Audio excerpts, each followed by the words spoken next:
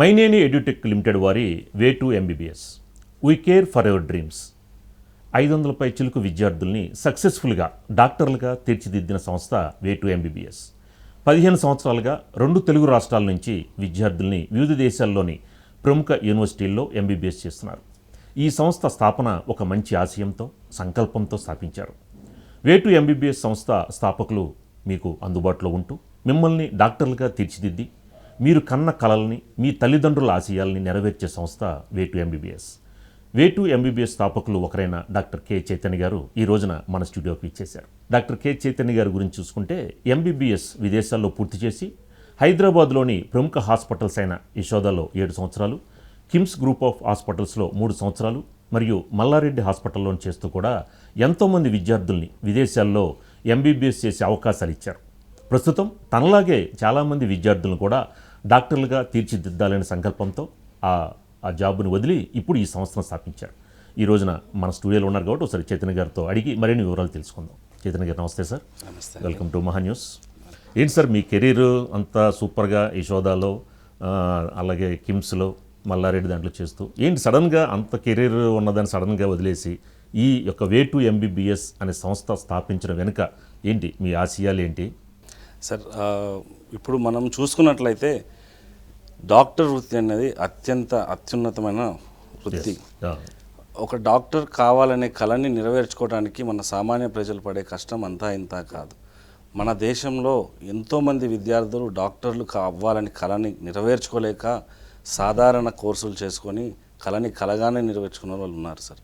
అలాంటి వాళ్ళలో ఒకరిని కావాల్సిన నేను సామాన్య మధ్యతరగతి కుటుంబంలో పుట్టినప్పటికీ నేను చదువుకున్న గవర్నమెంట్ స్కూళ్ళు, గవర్నమెంట్ కాలేజీల్లో నాకు అంత ప్రైవేట్ కాలేజీలు లాంటి విద్య అందనప్పటికీ గవర్నమెంట్ సీట్ నేను సంపాదించుకోలేక ఎంబీబీఎస్ ఇక చదవకోలేనేమో అని కష్టపడుతున్న సమయంలో తెలిసిన వారి ద్వారా విదేశాల్లో విద్య కూడా చేసుకోవచ్చు అని తెలుసుకొని విదేశాల్లో విద్య కంప్లీట్ చేసుకొని వచ్చాను సార్.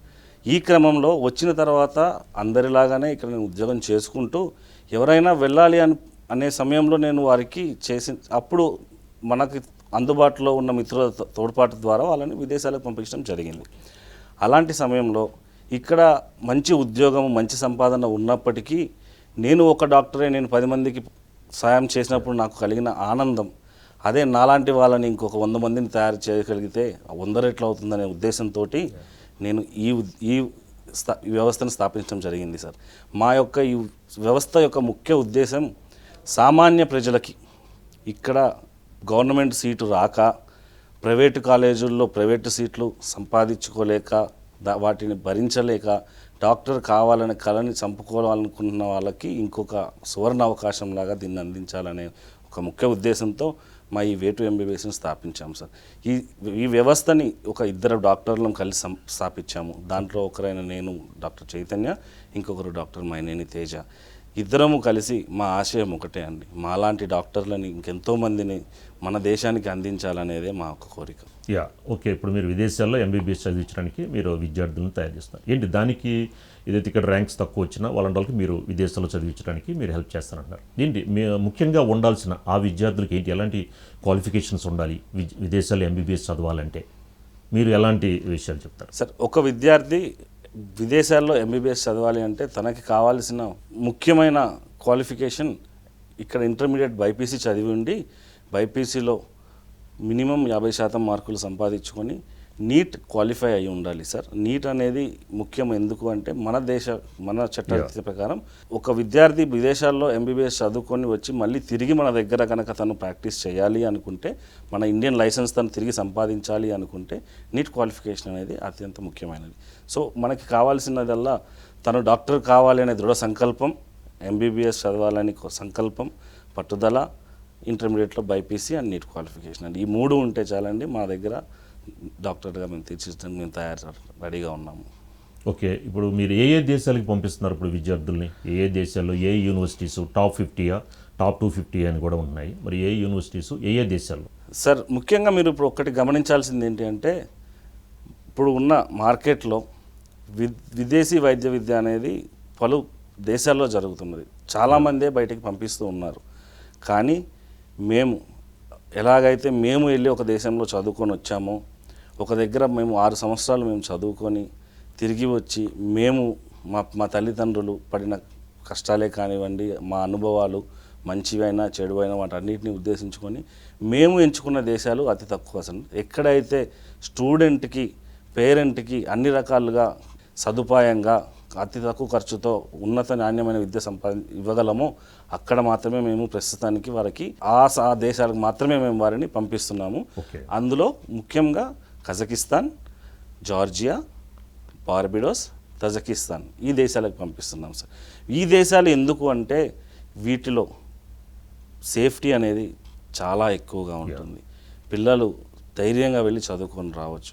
ఖర్చు అతి తక్కువ ఖర్చుతోటి నాణ్యతమైన విద్య చదువుకొని తిరిగి ఒక ప్రయోజకుడైన డాక్టర్గా మన దేశానికి తిరిగి రాగలరనే ఉద్దేశంతో మేము ఈ అతి తక్కువ దేశాలైన ఈ 4 దేశాలకు మాత్రం మేము వైద్య విద్యను విదేశాలకు పంపించడానికి చేస్తున్నామండి. ఇప్పుడు ఆల్రెడీ ఏంటంటే ఇప్పుడు రష్యా కానీ కొన్ని కంట్రీస్ ఉన్నాయి, ఫిలిప్పీన్స్ కానీ అక్కడ వల్ల అక్కడ పెద్ద యూనివర్సిటీస్లో పెద్ద స్టాండర్డ్స్ ఉండవు అని చెప్పిన కొన్ని వార్తలు వస్తున్నాయి. కొంతమంది పేరెంట్స్ కూడా చెప్తున్నారు. సో మీరు పంపించే యూనివర్సిటీస్లో ఏంటి వాళ్ళకున్న క్వాలిఫికేషన్స్ ఏంటి, వాళ్ళు ఎన్ని సంవత్సరాల నుంచి రన్ చేస్తున్నారు, మనకి ఇప్పుడు అక్కడ చదువుకొని వచ్చిన తర్వాత మన ఇండియాలో ఏంటి దానికి ఆ యూనివర్సిటీ సర్టిఫికేట్ వ్యాలిడ్ ఉంటుందంటారా? సార్ ముఖ్యంగా ఒకటి గమనించుకోవాల్సింది ఏంటి అంటే చాలామంది చాలా రకాలుగా నష్టపోయి ఉంటారు. విదేశీ వైద్య విద్యకు పంపిస్తామని చెప్పి అమౌంట్ తీసుకొని వాళ్ళని మోసం చేయటము, లేదా నాణ్యత లేని కాలేజీలకు వాళ్ళని పంపించి వాళ్ళని ఇబ్బంది పెట్టడము, ఎటువంటి సదుపాయాలు లేకుండా తీసుకువెళ్ళి వాళ్ళని వదిలేసి రావటము, ఇలాంటివి చాలా జరిగి ఉంటాయి. కానీ మేము విద్యార్థులకు అందించే సువర్ణ అవకాశం ఏంటంటే సార్, మేము చేస్తున్న కాలేజెస్ అన్నీ ప్రపంచ ప్రఖ్యాతికి చెందిన కాలేజెస్. దాంట్లో వారు చదువుకున్న తర్వాత డిగ్రీ ప్రపంచ ఏ దేశంలోకి వెళ్ళినా ఉపయోగపడేలాగా ప్రపంచ సంస్థలు అన్నిటిచే గుర్తించబడిన నాణ్యతమైన విద్య. ఇంకొక ముఖ్యమైన విషయం ఏంటి అంటే మేము జనాలందరికీ మన ప్రజలందరికీ మేము చెప్పాలనుకుంటుంది, మేము ఎవరైతే ఇప్పుడు ఇక్కడ వే టు ఎంబీబీఎస్ అనే సంస్థ నడుపుతున్నామో దాని యొక్క ఇంకొక వ్యవస్థాపకుడు డాక్టర్ మైనేని ధర్మతేజ కిర్గిస్తాన్లో ఒక గవర్నమెంట్ కాలేజ్లో తను రీజనల్ డైరెక్టర్. అక్కడి గవర్నమెంట్ కాలేజ్లో తను ఒక ఉన్నత స్థాయిలో అడ్మినిస్ట్రేషన్లో ఉంటూ మేనేజ్మెంట్ చూసుకుంటూ తను అక్కడే ఉండి విద్యార్థులని మొదటి రోజు నుంచి చివరి రోజు వరకు వారు 6 సంవత్సరాలు వాళ్ళ విద్యను పూర్తి చేసుకొని వారు తిరిగి ఇండియా వచ్చేదాకా కూడా వారి మొత్తం బాధ్యత మేము తీసుకుంటున్నాము. అంటే ఇక్కడ తల్లిదండ్రుల మధ్య 16-17 సంవత్సరాలు పెరిగిన ఒక విద్యార్థిని మీరు పంపించినప్పుడు ఒక తల్లిదండ్రిగా మీరు ఎట్లాంటి బాధ్యతలు అయితే తీసుకొని వాళ్ళ బాగోగులు చూసుకుంటారో అటువంటి బాగోగులు అటువంటి బాధ్యత మేము తీసుకొని వారి చివరి రోజు వరకు మేము వారికి ఎటువంటి సదుపాయం కావాలి అన్నా ఎటువంటి ఇబ్బంది ఉన్నా మేము వారికి అందించే సహకారం అందించే సర్వీస్ చేస్తున్నాము. మిగతా అన్నిటికీ మాకు ఉన్న ఒకటే డిఫరెన్స్ అండి, ఏ కన్సల్టెన్సీ ద్వారా మీరు వెళ్ళినా ఎవరు కూడా కాలేజ్లో మిమ్మల్ని 24 గంటలు కంట కాపాడుకొని ఉండలేరు, లేదా మీ తోడు ఉండలేరు.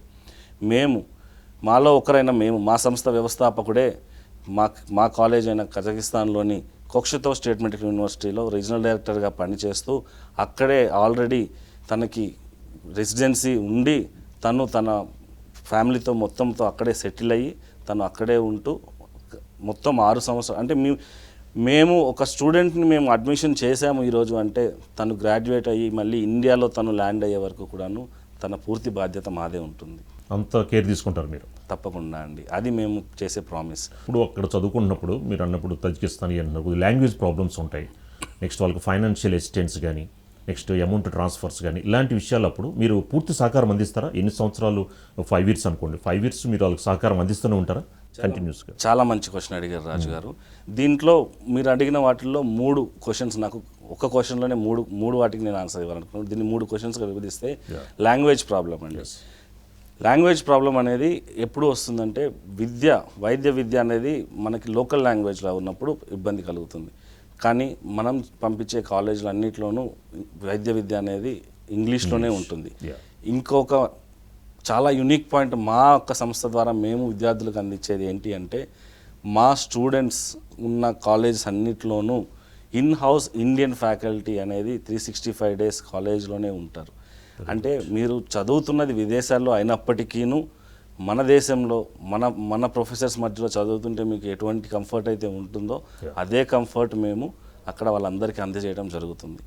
ఇది మీకు లాంగ్వేజ్ బ్యారియర్ అనేది మీకు లోకల్ పీపుల్ ఇంగ్లీష్ మాట్లాడినా కొంచెం కష్టమే అనిపిస్తుంది అర్థం చేసుకోవడం, కానీ మన ఇండియన్ ప్రొఫెసర్సే వాళ్ళకి ఉండి విద్య అందిస్తున్నప్పుడు వారికి అలాంటి ఇబ్బంది అనేది కలగడం చాలా కష్టమైన విషయం. ఇంకొకటి ఫీజులు అమౌంట్ విషయంలో దాన్ని మనం ఆలోచిస్తే మేము మా సంస్థ ద్వారా మేము స్టూడెంట్స్కి కానీ పేరెంట్స్కి కానీ ఎటువంటి దాపరికాలు లేకుండా వారికి అందిస్తున్న సదుపాయం ఏంటి అంటే అండి, ఫీజు అంతా కూడాను మేము ఒక ఆన్లైన్ పోర్టల్ క్రియేట్ చేసాము. మీరు మాకు ₹1 కూడా పే చేయాల్సిన అవసరం లేదు. మీరు పే చేయాల్సిందంతా కూడా నా పోర్టల్లో పే చేస్తే సీదా నేరుగా అది తమ యూనివర్సిటీ ఖాతాల్లో తమ విద్యార్థుల అకౌంట్స్లో క్రియేట్ అవుతుంది. సో దాని ద్వారా ఎటువంటి దాపరిత్యాలు కానీ మోసాలు అవకాశమే లేదండి, ఎటువంటి అవకాశం ఉండే అవకాశం లేదు. మాకు దాంట్లో మేము ఎక్కడా లేము, మీరు కడతారు, యూనివర్సిటీ తీసుకుంటుంది. ఇప్పుడు ప్రపంచమంతా చాలా డిజిటలైజ్ అయింది, దాన్ని ఉపయోగించుకొని మేము ఇటువంటి అవకతవకలు ఏమి జరగకుండా మేము ఇది ప్రజలందరికీ ఇస్తున్నాం. ట్రాన్స్పరెంట్గా ఉండే అవకాశాలు ఉంటాయంటారు? ఖచ్చితమైన ట్రాన్స్పరెన్సీ అండి, అవకాశం కూడా ఏం లేదు, ఖచ్చితంగా ట్రాన్స్పరెంట్గానే ఉంటాం మేము. మీరు మాకు అమౌంట్ చేతిలో ₹1 కూడా కట్టాల్సిన అవసరం లేదు. ఎవ్రీ ఇయర్ ఫీజు మీరే కట్టుకుంటారు. మొదటి సంవత్సరంలో మీరు వెళ్లే ముందు జరిగే కొన్ని లావాదేవీలకి తప్ప మీకు మాకు మధ్యలో ఉండే లావాదేవీలు అంటూ ఏమీ ఉండవు, అన్నీ మీరు డైరెక్ట్గా కాలేజ్కే కట్టుకుంటారు. సో ఇప్పుడు నెక్స్ట్ సెక్యూరిటీ, అక్కడ పిల్లలకి సెక్యూరిటీ ఎలాగా? మీకు యాజ్ ఏ పేరెంట్గా నా పిల్లల భవిష్యత్తు అనేది ఇంపార్టెంట్, అలాగే నా పిల్లల సెక్యూరిటీ కూడా నాకు చాలా ఇంపార్టెంట్. ఆ విషయంలో మీరు ఎలాంటి క్లారిటీ ఇవ్వబోతున్నారు? సార్, పిల్లల సెక్యూరిటీ అనేది నేను ఇందాక మీకు చెప్పినట్టుగా ఒక తల్లిదండ్రి తను 16-17 సంవత్సరాలు పెంచుకున్న ఒక వాళ్ళ పిల్లలని వాళ్ళు మన దగ్గరికి పంపించాలి అంటే ఎంతో భయపడుతూ ఉంటారు. ఆ ఒక్క ఉద్దేశాన్ని ముఖ్యంగా మేము పరిపూర్ణంగా వాళ్ళకి ఎటువంటి ఇబ్బంది లేకుండా ఉంచడానికి మేము వాళ్ళకి ఇచ్చిన సెక్యూరిటీ అయితే ఏంటండి, అమ్మాయిలకైతే కానివ్వండి, అబ్బాయిలకైతే కానివ్వండి, మేము వాళ్ళకి హాస్టల్స్లో ఉంటున్నప్పుడు కానివ్వండి, స్కూల్స్లో ఉంటున్నప్పుడు కానివ్వండి 24/7 గార్డెడ్ సెక్యూరిటీని ప్రొవైడ్ చేస్తాము. అంటే అక్కడ ఏదో అవకతవకలు జరుగుతాయని కాదు అండి, ఏమి జరగకపోయినా వారికంటూ ఒక ధైర్యం ధీమా ఉండటం కోసం అందరితో పాటు వాళ్ళు ఉంటున్నప్పటికీ కూడా వాళ్ళకి 24/7 గార్డెడ్ సెక్యూరిటీ ఉంటారు. దానితో పాటు హాస్టల్స్లో వాళ్ళతో పాటు care takers, Indian care takers మన దగ్గర నుంచి మేము వాళ్ళని ప్రత్యేకంగా ఎంప్లాయ్ చేసి ప్రతి హాస్టల్లోనూ గర్ల్స్కి సపరేట్గా, బాయ్స్కి సపరేట్గా కేర్ టేకర్స్ ఉంటారు. వారికి ఎటువంటి ఇబ్బంది వచ్చినా, ఆరోగ్యం బాగాలేకపోయినా, ఇంకా ఏదన్నా చిన్నపిల్లలు అవటం వల్ల వాళ్ళకి ఏదో రకమైన ఇబ్బందులు కలుగుతుండొచ్చు, ఇల్లు గుర్తు రావచ్చు, ఇవన్నీ జరిగే అవకాశాలు ఉంటాయి. కాబట్టి వారికి కొంత ఊరటనివ్వడానికి మా వారు ఖచ్చితంగా అందుబాటులో ఉంటారు. పేరెంట్స్తో ఇంటరాక్ట్ అవ్వడానికి కూడా మీరు అవకాశాలు చాలా ఫ్రీగా ఉంటుందంటారు, లేదా దాంట్లో కూడా రిస్ట్రిక్షన్స్ ఏమైనా ఉంటాయంటారా? సార్, చాలా సులభమైన విషయం ఏంటి అంటే కజకిస్తాన్ అనేది visa free country sir. Okay, మన ఇండియన్స్ పాస్పోర్ట్ ఉంటే చాలు, ఎప్పుడైనా వాళ్ళ పిల్లల దగ్గరికి వెళ్ళాలనుకుంటే వారు ఈ రోజు రాత్రి బయలుదేరితే 4-5 గంటల దూరంలో వాళ్ళ పిల్లల దగ్గరికి వెళ్ళగలరు. అంటే మనం ఇప్పుడు హైదరాబాద్ నుంచి బయలుదేరితే వైజాగ్ వెళ్ళినంతసేపు కూడా పట్టదు. సో పేరెంట్కి కమ్యూనికేషన్ వైజ్ ఇప్పుడు డిజిటల్ మొత్తం ప్రపంచమంతా డిజిటల్గానే ఉంది. వాళ్ళ పిల్లలతో ఎప్పుడు కమ్యూనికేషన్లోనే ఉండొచ్చు. ఎప్పుడన్నా వాళ్ళ పిల్లల్ని వాళ్ళు కలవాలి అనుకున్న పక్షంలో ఎటువంటి అంతరాయం లేకుండా వారు ఎవరిని అడగాల్సిన అవసరం కూడా లేదండి. ఇప్పుడు వీసా కావాలి అంటే ఎవరి వెనకాలన్నా పడాలి, లేదా వాళ్ళకి వీసా తీసుకోవడం రాదు, ఇలాంటి ఇబ్బందులు చాలా ఉండొచ్చు. కానీ వీసా ఫ్రీ కంట్రీ అవ్వడం వల్ల వాళ్ళు అనుకున్న మరుక్షణం పాస్పోర్ట్ పట్టుకొని బయలుదేరి వెళ్ళినా వాళ్ళ పిల్లల్ని వాళ్ళు చూసుకొని చక్కగా రావచ్చు. మేము పేరెంట్స్కి ఇంకొక ఇస్తున్న భరోసా ఏంటి అంటే, మేము పిల్లల్ని తీసుకొని వెళ్ళేటప్పుడు ఎవరన్నా ఇంట్రెస్టెడ్గా ఉండి లేదా ఇంకేమన్నా ఇబ్బందులుగా ఉన్నా, మీకు ఎటువంటి ఏదన్నా మా పైన నమ్మకం అంతగా కలగకుండా అనుమానం ఉన్నా మీరు మాతో రావచ్చు. పిల్లల్ని తీసుకెళ్ళేటప్పుడు మిమ్మల్ని కూడా తీసుకెళ్తాము. మీరు ఉండండి పిల్లలతో వారం రోజులు, మేము చెప్పిన నిజమో కాదో చూడండి, మీకు నమ్మకం కలిగితే పిల్లల్ని అక్కడ మా చేతిలో పెట్టి వెళ్ళండి. ఇది మేము వాళ్ళకి ఇస్తాం, భరోసా ఇస్తాం. ఖచ్చితంగా మేము ఏ ధైర్యం లేకుండా రమ్మని ఎవరు చెప్పలేరు కదండి. ఇప్పుడు నేను చెప్పిన విషయంలో నేను మీకు 10 ప్రామిసులు చేయొచ్చు, మీకు 10 ప్రామిసులు ఒక ప్రామిస్ దగ్గర మీరు అక్కడే నన్ను మీరు క్వశ్చన్ చేయొచ్చు. సపోజ్ ఇప్పుడు అలాంటి ప్రాబ్లం వచ్చిందనుకోండి, ఏదైతే మీకు అమౌంట్ పే చేసామో సపోజ్ ఆ యూనివర్సిటీస్ పే చేశారు, అయ్యాను మళ్ళీ రిఫండ్ వచ్చే అవకాశాలు ఉంటాయంటారా? లేకపోతే ఏమన్నా మీకు అక్కడ వచ్చిన తర్వాత మేము మీకు ప్రామిస్ చేసిన విషయాల్లో కనుక ఏమైనా తక్కువగా మీకు అనిపిస్తే మీకు 100% రిఫండ్ చేసి నేను పంపిస్తానండి. ఇది నా ప్రామిస్. ఇది నేను మీకు టీవీలో చేస్తున్న ప్రామిస్, ఇది రికార్డెడ్గా ఉంటుంది కాబట్టి మీరు దీన్ని నాకు తీసుకొచ్చి చూపించుకోవచ్చు. ఓకే, ఇక్కడ నీట్లో మనం క్వాలిఫై అవుతాం, ఇక్కడ ఎంత అమౌంట్ అంటే ఏబిసి కేటగిరీలు ఉంటాయి కాబట్టి ఇప్పుడు సపోజ్ క్వాలిఫై అయ్యారు కాబట్టి సి కేటగిరీ అనుకోండి, ఇక్కడ సంవత్సరానికి 15 లక్షలు అవుద్ది అనుకోండి. ఇక్కడ అదే మీరు విదేశాల్లో మీరు పిల్లల్ని చదివిస్తానంటున్నారు, అక్కడ ఎంత అవుతుంది బడ్జెట్? ముందు ఒక మాట చెప్పి తర్వాత మళ్ళీ అమౌంట్స్ పెంచితే పేరెంట్స్గా వాళ్ళు చాలా ఇబ్బందులు పడే అవకాశాలు ఉంటాయి. ఆ ఫైనాన్స్ విషయంలో మీరు ఎలాంటి భరోసా ఇవ్వబోతున్నారు పేరెంట్స్కి? సార్ మనము ఫైనాన్షియల్గా పేరెంట్స్కి ఈరోజు వెళ్ళే ముందు రోజు ఏదైతే మనం వాళ్ళతో మనం ఒక ఇంత పలానా ఖర్చు అవుతుందని ఒక ఫీ స్ట్రక్చర్ మేము రిలీజ్ చేస్తాం సార్. అంటే ప్రతి సుమారు అటు ఇటు అవ్వచ్చు ప్లస్ ఆర్ మైనస్ 10% సుమారు. లేదు అండి, మేము ఈ రోజు ఏదైతే చెప్తున్నామో మనం అది విదేశం అవ్వటం వల్ల ట్రాన్సాక్షన్స్ అన్ని డాలర్స్లో ఉంటాయండి. మీకు ఆ డాలర్ రేట్ వల్ల మీకు ఒక కొంత వేరియేషన్ అనేది వస్తుందే కానీ అమౌంట్ అనేది ఖచ్చితంగా ఈరోజు నేను మీకు ఫీజు $3,800 అని చెప్తున్నాను అంటే ఖచ్చితంగా సంవత్సరానికి $3,800 మీ 6 సంవత్సరాలు అంతే ఉంటుందండి. అది మనము ఒక స్టూడెంట్ వెళ్ళే ముందు ఒక అగ్రిమెంట్ అనేది కూడా చేసుకుంటాము. మీరు స్టూడెంట్స్ పేరెంట్ స్టూడెంట్ మనం ఒక అగ్రిమెంట్ చేసుకుంటాం. ఓకే, ముఖ్యమైన విషయం ఏంటంటే అండి, మనము అందరు కన్సల్టెన్సీస్ లాగా మనం ఒక కన్సల్టెంట్ కాదండి. మన మధ్యలో ఇంకొక మధ్యవర్తి లేడు, ఎవరు లేరు. కాలేజ్ డైరెక్ట్ మాకు కజకిస్తాన్లోని కొక్షతో స్టేట్ యూనివర్సిటీకి రీజనల్ డైరెక్టర్ మా వ్యవస్థాపకుడే అవటం వలన పాన్ ఇండియా మొత్తంలో కూడాను మేమే ఏకైక పర్సన్ అండి ఆఫీస్. మమ్మల్ని మేము కన్సల్టెంట్గా కాదండి, మేము ఒక కాలేజ్ ఆఫీస్గా ఇక్కడ భారతదేశంలోని ఒక వారి ఆఫీస్గా మేము పేర్కొంటున్నాము. అంటే ఇప్పుడు మీరు అయితే ఆ యూనివర్సిటీ నుంచి ఇప్పుడు మీరు చెప్తున్నారు, ఇప్పుడు నేను ఆల్రెడీ కూడా ఈ చైనా, రష్యా, ఉక్రెయిన్, ఫిలిప్పీన్స్లో ఈ కొన్ని యూనివర్సిటీస్లో కొన్ని ఫ్రాడ్ అని ఒక న్యూస్ వస్తున్నాయి. ఇప్పుడు మీరు చెప్పే కజకిస్తానా? మీరు చెప్పింది కజకిస్తాన్. ఇప్పుడు ఏదైతే మీరు మీ పేరెంట్స్ అగ్రిమెంట్ రాసుకుంటారు, ఓకే. ఇప్పుడు ఆ యూనివర్సిటీ ద్వారా కూడా కజకిస్తాన్లో ఉన్న ఆ యూనివర్సిటీ ద్వారా కూడా పేరెంట్స్కి మధ్య అగ్రిమెంట్లు అలాంటివి ఏమైనా ఉంటాయా? మేమే యూనివర్సిటీ ఆఫీస్ అవటం వల్ల అండి మా అగ్రిమెంటే యూనివర్సిటీ అగ్రిమెంట్ అండి. సో మీ ఇప్పుడు పేరెంట్స్ మీ మధ్య ఇంకా అది కూడా సేమ్ ఈక్వల్ కింద లెక్క అంటారు. ఈక్వల్ కింద కన్సల్ట్. మేము పేరెంట్స్ అందరికీ ఇంకొక ఇచ్చే భరోసా ఏంటి అంటే అండి, రానున్న నెలల్లో యూనివర్సిటీ సంబంధించిన అఫీషియల్స్ అక్కడ డీన్ అయితే ఉండనివ్వండి, వైస్ రెక్టర్ ఉండనివ్వండి, వాళ్ళంతటి వారు ఇక్కడికి విజిట్కి రాబోతున్నారు. కేవలం మన ఒక ఆఫీస్ని చూసి మన ఒక అడ్మిషన్ అవ్వబోయే వాళ్ళని కలిసి ఆల్రెడీ అడ్మిట్ అయిన వాళ్ళని వాళ్ళ పేరెంట్స్తో మాట్లాడటానికి ఇవన్నిటికి కానీ వాళ్ళు రాబోతున్నారు. వాళ్ళు గెట్ టుగెదర్ లాగా ఏర్పాటు చేసే అవకాశం అందరినీ కల్పిస్తామండి. ఎందుకంటే అక్కడ ఉండే అఫీషియల్స్ వాళ్ళు కలిసినప్పుడు ఇక్కడ ఉండే పేరెంట్స్కి వచ్చే భరోసా, ఇంకా వాళ్ళకున్న డౌట్స్ ఏమన్నా ఉంటే కూడా వాళ్ళు క్షుణ్ణంగా వారిని అడిగి తెలుసుకోవచ్చు డీటెయిల్గా. ఇప్పుడు మీరు సుమారు ఒక 500 మంది దాకా పంపించినట్లు మనం ఇందాక మీరు చెప్పారు. సో 500 మంది పిల్లలు ఇప్పుడు మన ఇండియాకి వచ్చేసిన తర్వాత ఇప్పుడు వాళ్ళు ఎక్కడెక్కడ ఉన్నారు, ఏ పొజిషన్స్లో ఉన్నారంటారు మీ ద్వారా వెళ్ళి చదువుకుని వచ్చిన వాళ్ళు? మా నుంచి ఇప్పటికీ బయటికి వచ్చిన విద్యార్థులు అత్యున్నత స్థానాల్లో చాలామంది ఉన్నారు సార్. Very good. మీరు ఇప్పుడు పోల్చుకున్నట్లయితే ఇప్పుడు ఇక్కడ హైదరాబాద్లోనే చాలామంది ప్రైవేట్ హాస్పిటల్స్లో లేదా పీజీలు చదువుకుంటూ మల్లారెడ్డి కాలేజ్లోనే కానివ్వండి, భాస్కర కాలేజ్లో కానివ్వండి, ఉస్మానియా గాంధీలోనే కానివ్వండి పీజీలు చేస్తున్న వాళ్ళు చాలామంది ఉన్నారు. అది కాకుండా కష్టపడి గవర్నమెంట్ ఉద్యోగాల్లో ఆల్రెడీ నెలకొల్పున్న వాళ్ళు కూడా ఉన్నారు. భారతదేశం అంతటా ఇతర రాష్ట్రాల నుంచి మా దగ్గర చదువుకున్న విద్యార్థులు ఇప్పుడు అక్కడక్కడ ఉన్న హాస్పిటల్స్లో కానివ్వండి, ప్రైవేట్ గవర్నమెంట్ హాస్పిటల్స్లో చాలా పెద్ద పొజిషన్స్లో పెద్ద డాక్టర్స్గా రాణిస్తున్నారు. దానికి మేము గర్వంగా రాబోయే స్టూడెంట్స్కి వారిని ఉద్దేశించి చూపిస్తూ వాళ్ళని ఎగ్జాంపుల్గా చూపిస్తూ మేము చాలా గర్వంగా వారిని చెప్పుకుంటూ ఉంటాము. రైట్. ఇప్పుడు ఇక్కడ ఆల్రెడీ కూడా ర్యాంక్స్ వచ్చిన వాళ్ళు నీట్ రాసిన ర్యాంక్స్ వస్తే ఇక్కడ ఎంబీబీఎస్ చేస్తారు. ఇప్పుడు విదేశాల్లో ఎంబీబీఎస్కి ఇక్కడ చదివే ఎంబీబీఎస్కి ఏంటి స్టాండర్డ్స్లో ఏమైనా మార్పులు తేడాలు ఉంటాయా, లేదా సేమ్ ఇప్పుడు విదేశాల్లో చేసి వచ్చినా కూడా ఇక్కడ ఉన్న స్టూడెంట్స్ నాలెడ్జ్ ఉండే అవకాశాలు ఉంటాయా, ఏమైనా డిఫరెన్స్ ఉంటుందంటారా? సార్, వైద్య విద్య అనేది ప్రపంచమంతాను ఒకటే కరికులం పాటిస్తుంటారు. వైద్య విద్యలో మార్పులు అనేది అది చెప్పే విధానంలో మాత్రమే మార్పు ఉంటుంది, కానీ వైద్య విద్య అనేది ప్రపంచమంతా ఒకటే అండి. కేవలం స్టూడెంట్కి అక్కడ చదువుకునే వైద్య విద్యార్థునికి ఎలా దాన్ని ఇన్ఫర్మేషన్ని అందించగలము అనే దాంట్లో మార్పులు మాత్రమే ఉంటాయి.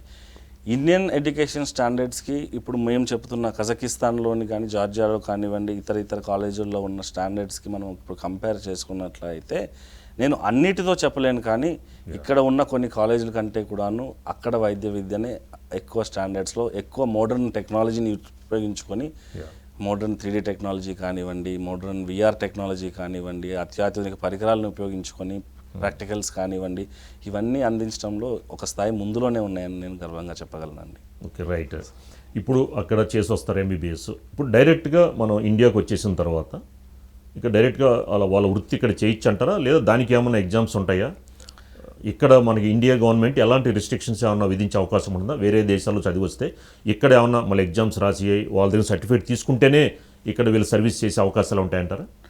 ఏ విద్యార్థి అయినా సరే అండి, ఎంబీబీఎస్ విదేశాల్లో కానీ ఇక్కడ ఇప్పుడు చదువుకున్నప్పటికీ కానీను మన 2025 2026 బ్యాచ్ ఇండియా వచ్చిన తర్వాత ఖచ్చితంగా నెక్స్ట్ ఎగ్జామ్ అనేది రాయాల్సి ఉంటుంది.